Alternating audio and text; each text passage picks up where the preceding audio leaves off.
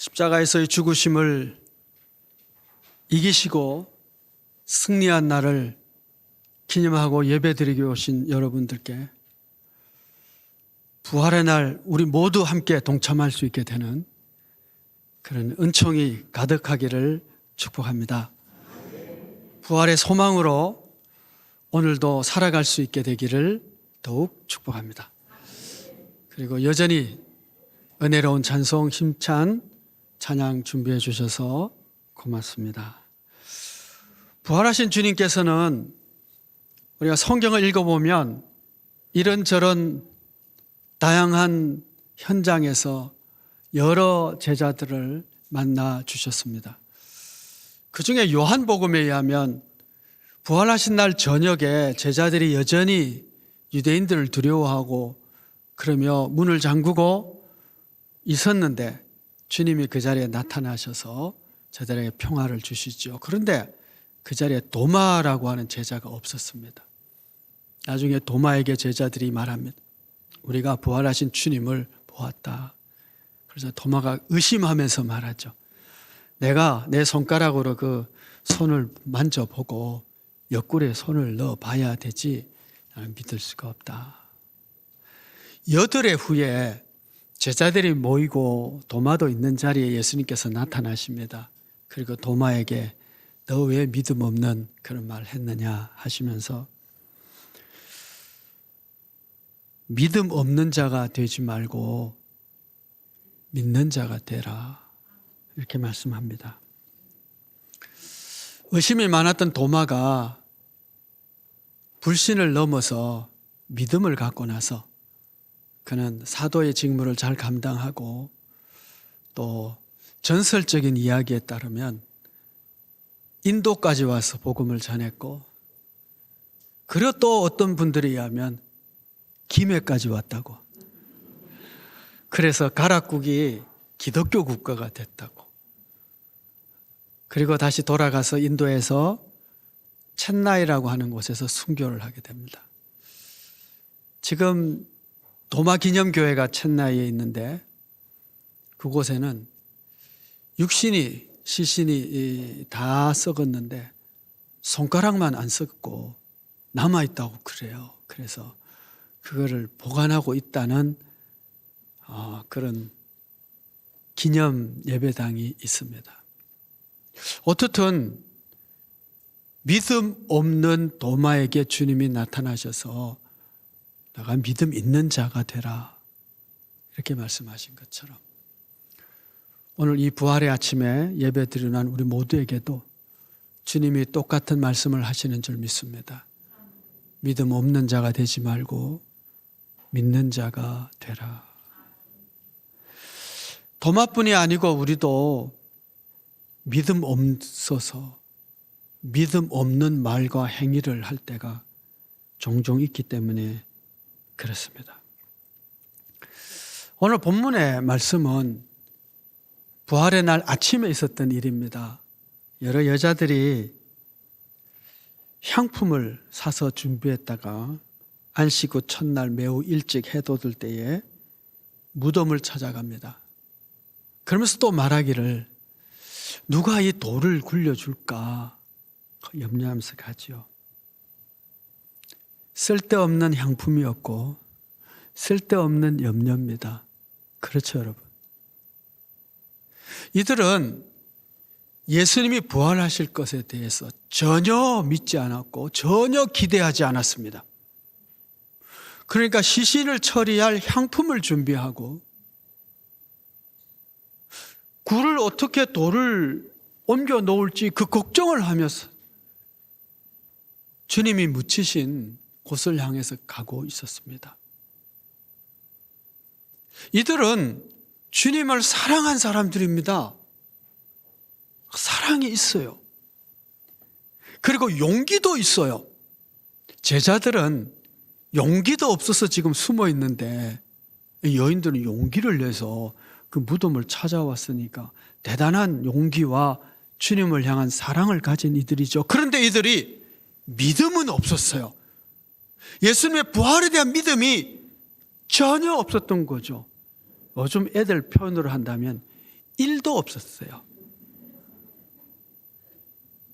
그러니 쓸데없는 향을 준비하고 쓸데없는 염려를 하죠. 제자들도 마찬가지예요. 주님이 부활할 것에 대한 어떤 기대도 없었기에 또 믿음이 없었기에 그들은 두려워하며 숨어 있었습니다. 예수님께서는 예루살렘 올라오시면서 여러 번 말씀해 주셨습니다. 마가복음 8장 31절 말씀을 보시면 인자가 많은 고난을 받고 장로들과 대제사장들과 서기관들에게 버림받아 죽임을 당하고 사흘 만에 살아나야 할 것을 비로소 그들에게 가르치시되. 그럽니다. 예루살렘 올라오시면서 제자들에게 이제 십자가에서 버림받아 죽으실 것과 사흘 만에 다시 부활할 것을 말씀하셨습니다. 여러 번 말씀하셨다는 것은 두 가지 뜻이 있어요. 하나는 강조해서 내가 틀림없이 부활하니까 너희들 기억하고 있으라, 강조한 것도 있지만 또 한편으로는 안 믿으니까 자꾸 얘기하고 또 얘기한 거 아닐까요? 제자들의 마음속에는 예수님의 십자가와 부활에 관한 어떤 믿음도 남아있질 않았습니다. 기억조차도 하고 있지 않았던 것 같습니다. 제자들은 예수님이 메시아이심은 믿었어요. 그래서 이제 예루살렘에 올라가면 예수님이 메시아니까 다윗의 왕국을 재건할 것이고, 그러면 우리가 어떤 자리에 앉을 것인지를 자리 다툼했어요. 그건 뭐예요? 예수님이 메시아이심을 믿었다는 것이죠. 근데 그거는 믿었는데 십자가와 부활은 안 믿은 거죠. 즉 이들의 믿음은, 또 이들의 들음은 듣고 싶은 것만 듣고 믿고 싶은 것만 믿는 그런 믿음이었던 것입니다. 그래서 예수님의 죽으시고 부활할 것에 대해서는 아예 기억도 하지 않고 믿지도 않고 있었던 것이죠. 여러분, 오늘 우리도 이런 유의 믿음을 가질 때가 종종 있습니다. 하나님의 말씀을 총체적으로 전부 온전하게 믿는 것이 아니라 내가 믿고 싶은 것만 믿고 내가 듣고 싶은 것만 듣는 것이죠. 그래서 염려하고 걱정하고 두려워하고 혹은 쓸데없는 행위들을 하고. 왜요? 믿음이 부족하기 때문에. 정말 중요한 믿음을 놓쳐버렸기 때문에. 여러분, 우리 주님께서 부활하시고 난 이후에 제자들에게 말씀하십니다. 하늘과 땅의 모든 권세를 내가 가졌다. 이제 더 이상 이 땅의 권세를 사단이 어떻게 할 수 없는 거예요. 우리 주님이 가지고 계신 줄 믿습니다. 하늘과 땅의 진짜 권세는 우리 주님이 가지고 계신 줄 믿습니다. 근데 정말 믿습니까? 김정은이가 아니고 시진핑이 아니고 푸틴이 아니라는 거예요. 하나님이 가지고. 근데 우리가 이 믿음이 없어요. 그래서 기도하면서도 그 다음에 불안해요. 김정은이가 무슨 짓 안 할까? 시진핑이가 또 무슨 짓 하는 거 아니야? 그러면 이 역사가 어떻게 되지? 염려하고 걱정하는 거예요. 자, 여러분, 우리 아이가 바이올린을 하고 싶다고 합시다. 그래서 생각에 바이올린을 얘가 내가 가르칠 수가 없으니까 훌륭한 선생님에게 맡겨야 되겠다 싶어서 알아보니 부산 경남에서는 제일 괜찮은 그 바이올린을 가르치고 할 수 있는 분이 박광식 선생님이라고 계셔서, 혹시 이분이 누구신지 모르시는 분은 주보를 보시면 이름이 있습니다. 이분에게 맡긴 거예요. 이분이 제가 책임지고 좋은 그 바이올린 주자가 되도록 제가 훈련하겠습니다.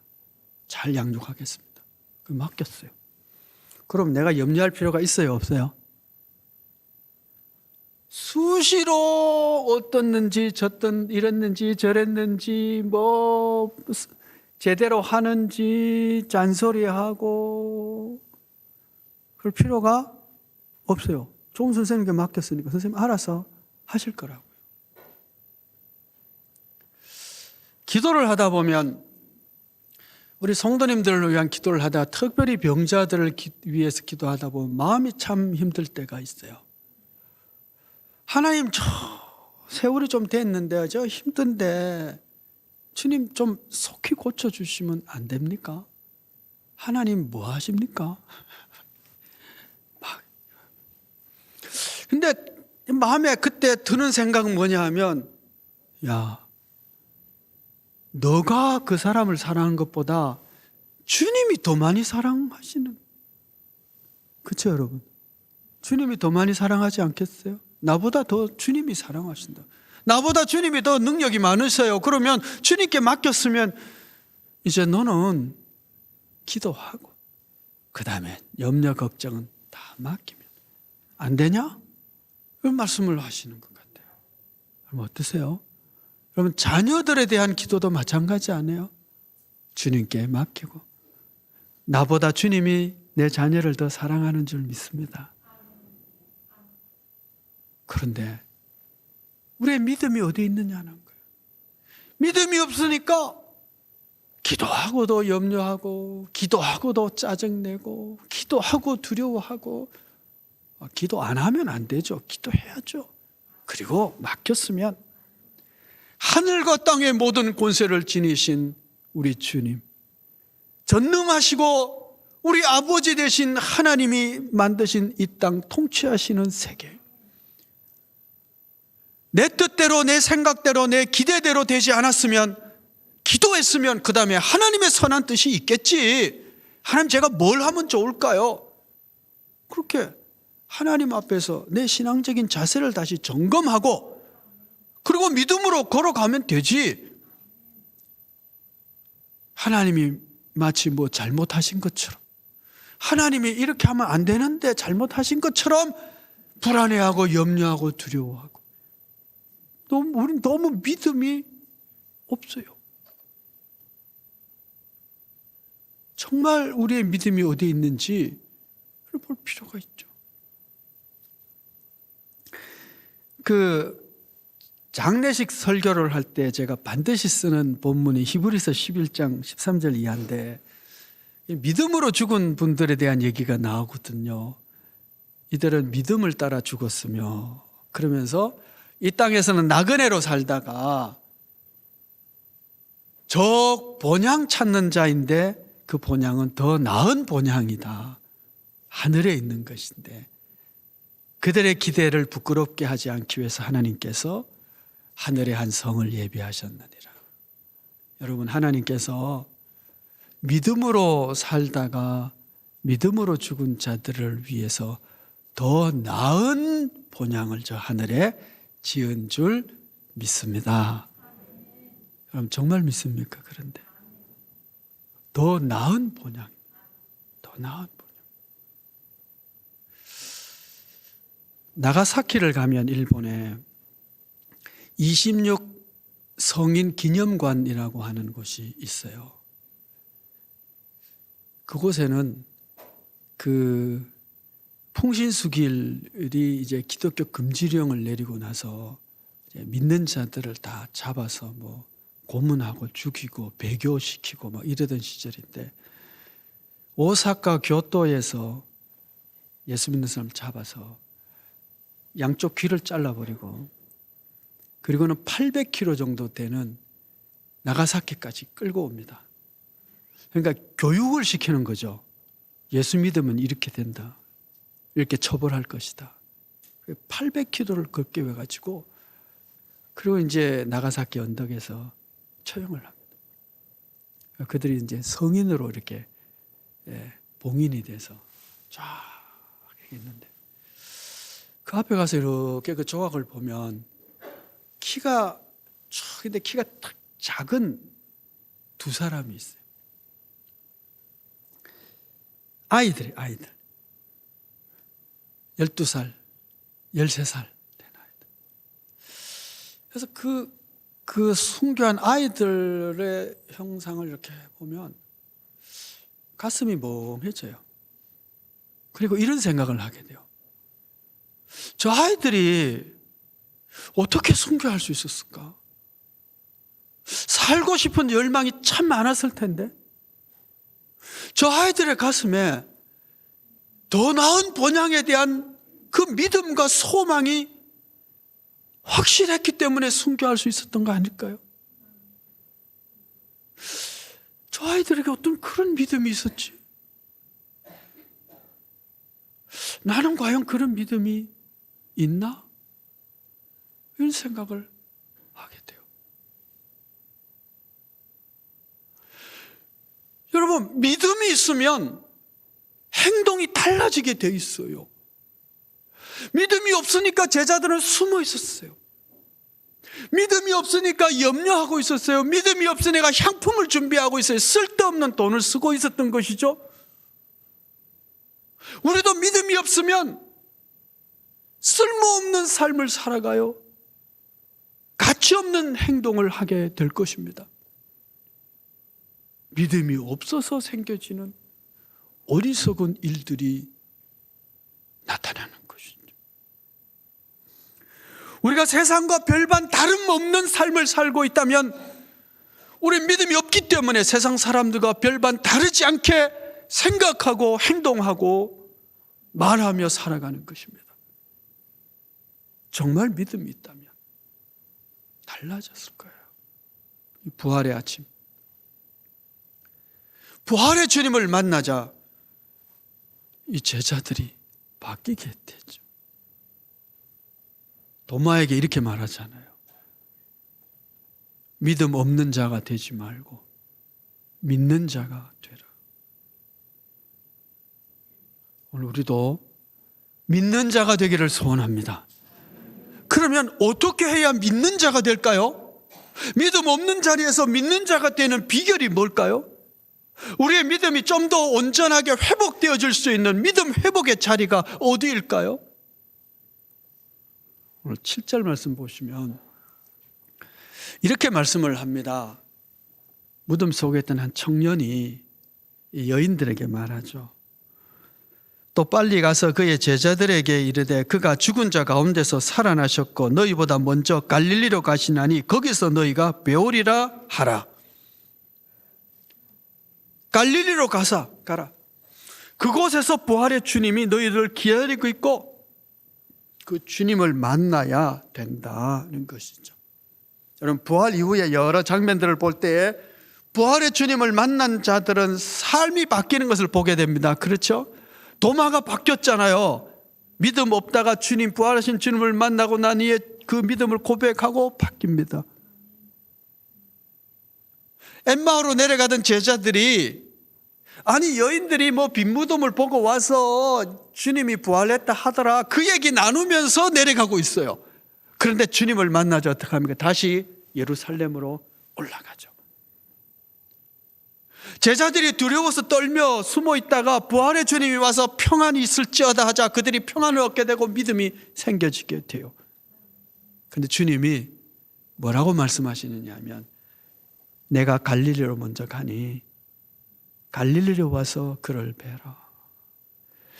마태복음에 하면 한 여인이 부활의 주님을 만납니다.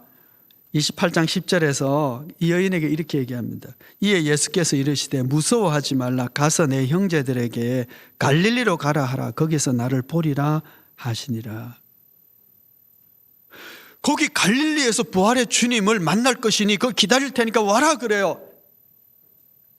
그리고 우리가 마태복음의 가장 중요한 지상명령, 너희는 가서 모든 족속으로 제자를 삼으라, 이 지상명령이 갈릴리에서 주어집니다.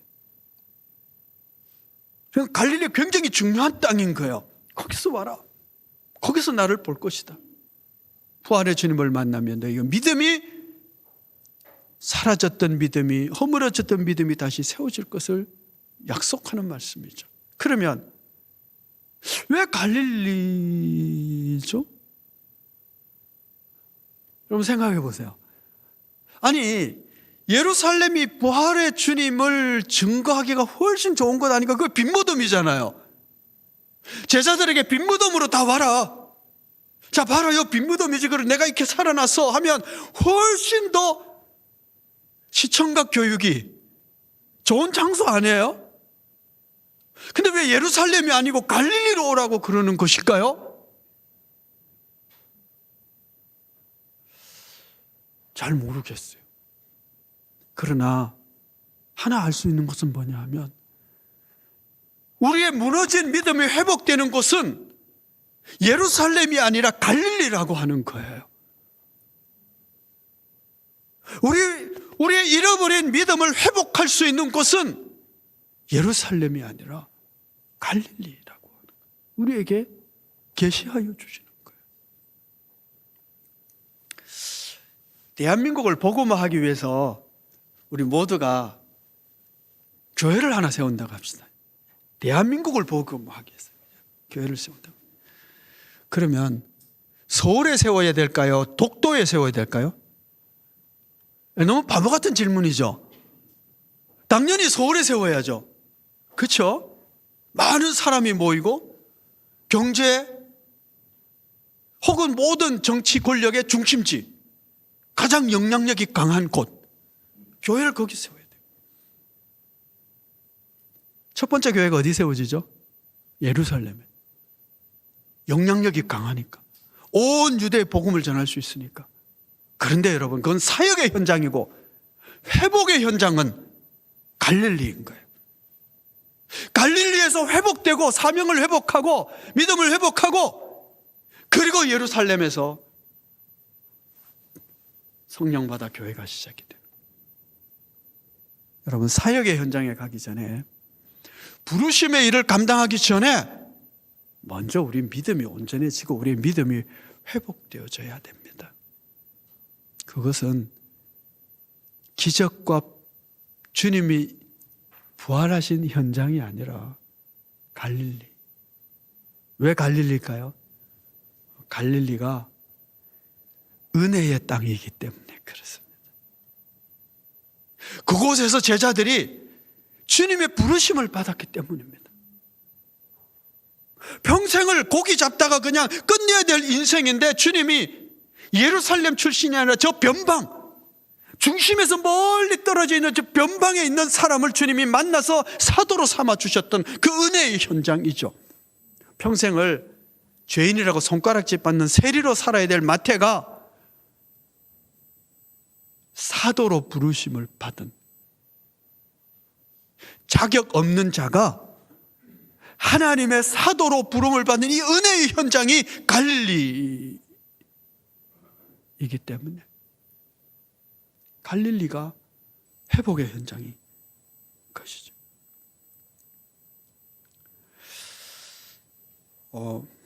마태복음 4장 13절 이하를 보시면 이 갈릴리에 대한 이사야의 예언이 나옵니다. 15절 16절에 스불론 땅과 납달리 땅과 요단강 저편 해변길과 이방의 갈릴리요, 갈릴리를요 그 이방 땅으로 취급을 했어요. 흑암에 앉은 백성이 큰 빛을 보았고 사망의 땅과 그늘에 앉은 자들에게 빛이 비치었도다 하시니라. 그곳에 앉아 있는 자는 흑암에 앉은 자들이라고 말했습니다. 이렇게 변두리에 이방인 취급을 받는 그곳에 살던 이들이 주님의 크신 은혜로 부름을 받은 곳이죠. 첫사랑이라고 할까요? 은혜의 감동의 자리라고 할까요? 다시 거기에 가라는 거예요. 주님의 부름받은 그곳, 우리가 아직 죄인 되었을 때에, 하나님을 알지 못할 때에, 하나님을 위해서 선한 일 한 번도 한 적이 없을 때에, 사망의 그늘에 앉았을 때에, 영원히 심판받아 마땅한 죄의 짐을 지고 살아가는 그때에 우리를 부르셨어요. 우리가 언제 어떻게 어떤 형편에서 하나님이 얼마나 큰 사랑으로 나를 불러주셨는지 그 부르심의 자리, 그것을 기억하는 자리, 그곳에서 다시 믿음을 회복하라고 말씀하시는 거예요. 출애굽한 이스라엘이 이제 가나안 땅에 정착하게 될 때에 모세를 통해서 하나님 말씀하십니다. 1년에 3번은 꼭 성소에 나와라. 유월절, 오순절, 장막절. 중요한 고백이 있는 날입니다. 특별히 유월절은 해방기념일이죠. 반드시 나와야 될 날입니다. 어떻게 하나님이 너희를 그 큰 애굽의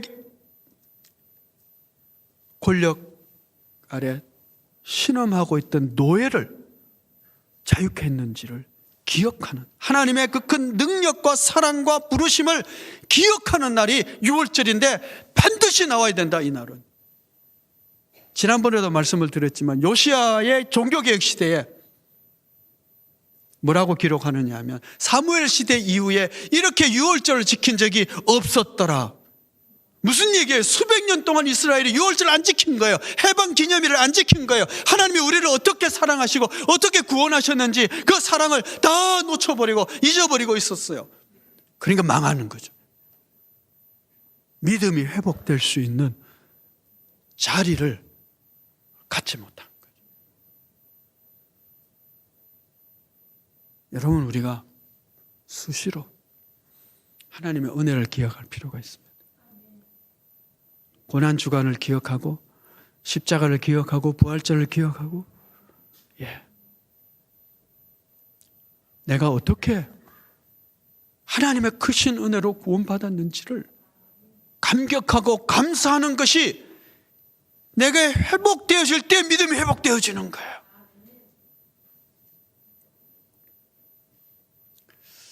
마태복음 5장에 나오는 팔복의 말씀을 우리가 외우고 있는데, 그것을 반드시 외워야 될 이유는 첫 번째 복에 있습니다.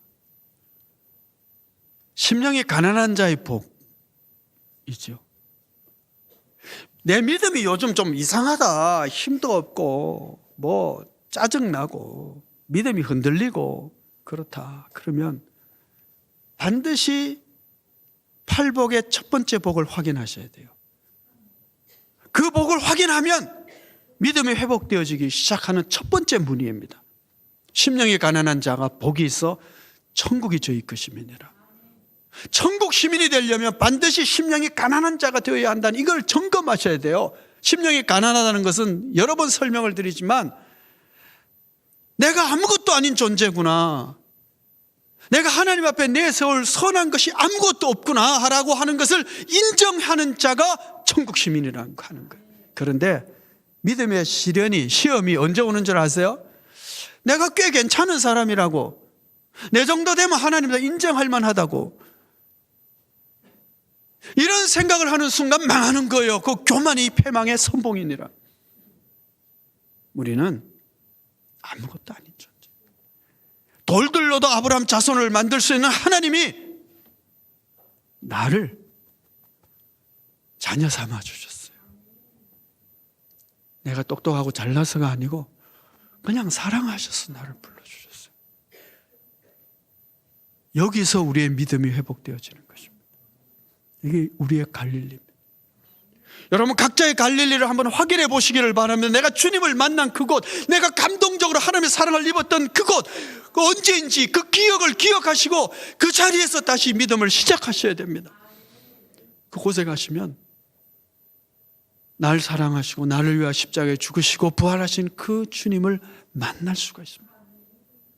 그 만나면 신앙의 첫사랑이 회복될 것이고 첫 번째 감동도 회복될 것이고, 그리고 나서 주님이 주시는 부르심의 음성도 듣게 될 것입니다. 갈릴리로 가라는 두 번째 이유는 그것이 주님의 사역의 현장이기 때문에 그렇습니다. 마태복음 4장 23절에 갈릴리에서의 주님의 사역을 한 문장으로 압축해서 기록을 하고 있는데, 예수께서 온 갈릴리에 두루 다니사 그들의 회당에서 가르치시며 천국 복음을 전파하시며 내 백성 중에 모든 병과 모든 약한 것을 고치시니 그럽니다. 가르치시고 전파하시고 치유하신 것이 갈릴리 주님의 사역의 핵심 내용입니다. 우리가 갈릴리에서 회복되어야 될 것이, 그것이 회복의 자리인 이유는 그곳에서 들려주셨던 하나님의 말씀을 기억해야 하는 것이고, 나에게 만져주시고 나를 치유하시고 나를 새롭게 하셨던 하나님의 사랑의 손길을 내가 다시 기억하는 것입니다. 그때 주님이 내 마음의 상처를, 내 육신의 그 어려움을 이렇게 만져주시고 치유해 주셨지. 그때 주님은 내게 이렇게 말씀해 주셨지. 주님의 말씀하심과 가르쳐 주심과 주님이 나를 만져주신 그것들을 기억해낼 수 있는 곳, 그것이 우리의 갈릴리인 것이죠. 그러니 여러분 각자의 갈릴리를 기억해내시고 믿음의 어려움이, 믿음의 연약함이 생길 때마다 그 갈릴리로 가십시오. 그리고 부활의 주님을 만난다면 우리의 믿음이 다시 회복이 되어지고, 그리고 부르심의 길을 갈 수 있게 됐는 줄 믿습니다. 이 여인들은 믿음이 없어서, 주님을 사랑하긴 하지만 믿음이 없어서 헛된 수고를 했습니다. 제자들은 두려움 속에서 숨어 있었습니다. 우리의 삶이 헛되지 않기 위해서, 우리의 수고가 헛되지 않기 위해서 두려움이 아니라 용기와 평강으로 살아가고 주신 사명을 감당하기 위해서 부활의 주님을 반드시 만나는 그런 우리 모두가 되어지기를 축복합니다. 기도하겠습니다. 은혜로우신 아버지 하나님, 주님은 부활하셨지만 부활의 말씀을 믿지 않고 가슴에 품지 않고, 그리하여 아무런 기대도 없이 헛된 수고와 두려움에 붙잡혀 있었던 제자 공동체를 봅니다. 하늘과 땅의 모든 권세를 지니신 분이 우리 주님이신데, 온 천지를 만드시고 역사를 섭리하시는 분 우리 아버지신데, 우리는 이 믿음이 없어서 여전히 두려워하고 염려하고 걱정하며 살아갑니다. 부활의 주님을 만나 하나님의 사랑 가운데서 믿음이 회복되게 하여 주시고, 우리를 만나주셨던 그 주님 때문에 부르심을 향하여 달려갈 수 있는 저희들 되게 하여 주옵소서.